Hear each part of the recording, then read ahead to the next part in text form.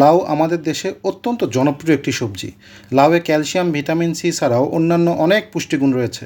লাউ সাধারণত বর্ষাকাল ছাড়া সারা বছর চাষ করা যায়। লাভজনক লাউ চাষের জন্য প্রথমে ভালোমতো জমি চাষ করে নিতে হবে এবং নির্ধারিত দূরত্বে বেড তৈরি করতে হবে। এরপর বেডে নির্ধারিত দূরত্ব অনুযায়ী মাদা তৈরি করে নিতে হবে চারা লাগানোর জন্য। লম্বা সময়কাল ধরে ফলন পাওয়ার জন্য সুষম হারে মাদায় সার প্রয়োগ করতে হবে। লাউ বীজ সরাসরি জমিতে বপন করা যায়, তবে চারা তৈরি করে মাদায় বপন করা উত্তম।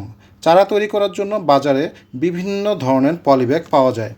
মাচায় লাউ চাষে কাঙ্ক্ষিত ফলন পাওয়া যায়, তবে লাউ গাছ অনেক ভারী হয়, মাচা মজবুত করে তৈরি করতে হবে।